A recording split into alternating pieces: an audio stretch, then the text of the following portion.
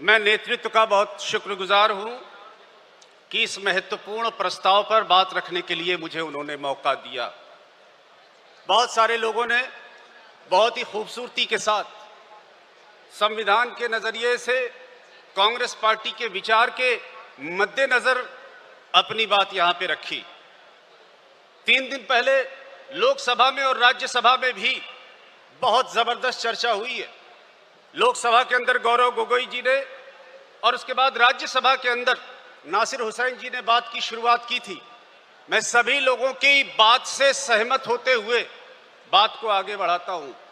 देखना तकरीर की लज्जत की जो उसने कहा, हमने ये जाना कि गोया ये भी मेरे दिल में है। बात इस बात की है कि यह अधिवेशन बहुत ऐतिहासिक अधिवेशन हो रहा है। 1907 में सूरत में अधिवेशन हुआ था। 1961 में गुजरात में अधिवेशन दोबारा हुआ। लगभग 65 वर्षों के बाद गुजरात में यह अधिवेशन हो रहा है और इसका महत्व कांग्रेस के लिए विशेष रूप से है, इसलिए कि जब हम नेतृत्व की बात करते हैं, विचारधारा की बात करते हैं, कांग्रेस पार्टी की और देश की जनता की समझदारी की बात करते हैं, तो जो सबसे पहला नाम आता है वो महात्मा गांधी का आता है। महात्मा गांधी के बाद अगर कोई दूसरा नाम आता है गुजरात के ताल्लुक से तो वो सरदार वल्लभ भाई पटेल का आता है। और मैं ये कहना चाहता हूं, जब भारतीय जनता पार्टी का विचार जो नफरत की सियासत कर रहे हैं, अगर इस देश में गुजरात की और देश की पहचान विदेशों में होगी या देश में होगी, तो मैं समझता हूं कि किसी शाह और तानाशाह से गुजरात नहीं पहचाना जाएगा। शाह और तानाशाह से इस राज्य की पहचान और देश की पहचान नहीं हो सकती। अगर पहचान होगी तो गांधी से होगी, पहचान होगी तो सरदार पटेल से होगी। मुझे स्मरण है, यह नफरत की सियासत तो जमाने से चल रही है। सुकरात के जहरे हलाहल से लेकर ईसा मसीह की सलीब तक, भगवान राम के वनवास से लेकर नबी सल्लल्लाहु अलैहि वसल्लम की हिजरत तक, गांधी की शहादत से लेकर इंदिरा गांधी के बलिदान तक, इंदिरा गांधी के बलिदान से लेकर राजीव गांधी की शहादत तक, नफरत के खिलाफ कांग्रेस की विचारधारा हमेशा जिम्मेदारी के साथ खड़ी रही है। हमने नफरत को हमेशा नाकामयाब किया है और हम ये विश्वास दिलाते हैं कि हम आने वाले समय में भी नफरत को नाकामयाब करेंगे। मैं रणदीप भाई खड़े हो गए हैं, मैं इशारा समझता हूं। इस संविधान के पन्ने लेकर राहुल गांधी पूरे देश में घूमे। ये संविधान जो हिंदू मुसलमान की बराबरी की बात करता है, जो दलित और ब्राह्मण की बराबरी की बात करता है, ये संविधान जो गरीब और अमीर की बराबरी की बात करता है, इस संविधान के पन्नों पर लगातार हमला हो रहा है। और मैं एक ही बात कहता हूं, एक पैगाम जो भगवान राम का था, जो नबी सल्लल्लाहु अलैहि वसल्लम का था, जो गांधी का था, जो अफ्रीका में मंडेला का था, जो गौतम बुद्धा का था, वही पैगाम सोनिया गांधी का, राहुल गांधी का, खरगे साहब का है। मोहब्बत का, अमन का, शांति का, सौहार्द का, कौमी एकजहती का, भाईचारे का, इंसानी रिश्तों का, उस विचार पर लगातार हमला हो रहा है। और मैं समझता हूं कि ये सदन हाथ उठाकर समर्थन करेगा, राहुल गांधी के कदम से कदम मिलाकर, राहुल गांधी के कंधे से कंधा मिलाकर, उनकी आवाज से आवाज मिलाकर हमारे जैसे कार्यकर्ता, हजारों हजार लाखों लाख कार्यकर्ता अपने जिस्म का खून निचोड़कर डाल देंगे उनके कदमों में कि हाँ, नफरत की सियासत को, संविधान को हम हर हाल में कामयाब करेंगे, नफरत को हराने का काम करेंगे। एक आखिरी बात रणदीप भाई, एनएसयूआई का स्थापना दिवस है।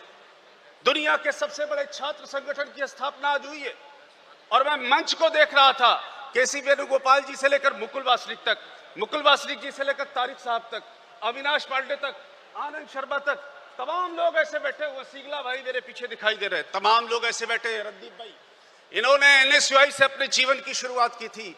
आज 9 अप्रैल है, इंदिरा गांधी ने एनएसयूआई की स्थापना की थी। छात्र और युवा आंदोलन, केसी वेणुगोपाल, डीके शिव कुमार जी और कई सारे लोग हैं, मैं माफी चाहता हूं जिनके नाम नहीं ले पाए, रमेश चढ़ीथला जी, हजारों हजार लोग ऐसे हैं। एनएसयूआई के एक साधारण कार्यकर्ता से जीवन की शुरुआत की और एनएसयूआई का परचम लेकर गांधी के विचार के साथ इस देश के अंदर सेकुलरिज्म को और भाईचारे को ताकत देने का काम किया। मैं बहुत शुक्रिया करता हूं कि मुझे मौका मिला। बात थोड़ी और तफसील से करता, लेकिन मैं ये गुजारिश करना चाहता हूं कि हम सब राहुल गांधी के संघर्ष में शामिल हैं, तो एक बार जरा दोनों हाथ ऊपर उठा के आगे के साथी पीछे के साथी जोरदार जोरदार ताली बजा के अपने संघर्ष को सलाम करिए। कन्हैया कुमार ने जावेद अख्तर की एक नज्म का जिक्र किया था। मैं वो नज्म, राहुल जी चले गए हैं लेकिन मेरी आवाज निश्चित रूप से पहुंच रही होगी। रणदीप भाई पहुंचाएंगे, आनंद शर्मा जी कह रहे हैं कि रणदीप भाई बात पहुंचाएंगे, सभी लोग पहुंचाएंगे। एक हमारी और एक उनकी, मुल्क में है आवाजें दो।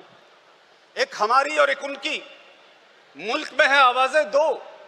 अब तुम पर है कौन सी तुम आवाज सुनो, तुम क्या मानो। हम कहते हैं इंसानों में इंसानों से प्यार रहे, वो कहते हैं हाथों में त्रिशूल रहे तलवार रहे।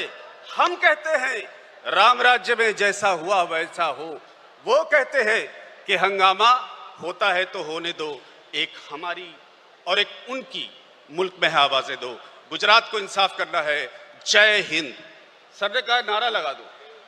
चूंकि एनएसयूआई का स्थापना दिवस है रणदीप भाई, इसलिए एनएसयूआई का कार्यकर्ता अंदर जाग चुका है, तो एक बार जरा नारा लगा दीजिएगा। कांग्रेस पार्टी जिंदाबाद, कांग्रेस पार्टी जिंदाबाद, राहुल गांधी जिंदाबाद, राहुल गांधी जिंदाबाद, खरगे साहब जिंदाबाद, खरगे साहब जिंदाबाद। आपको सिर्फ बोलना है कि हम एक हैं, या आप बोल दीजिए हिंदुस्तान हमारा है। मैं बोलूंगा बस आपको हिंदुस्तान हमारा है बोलना है।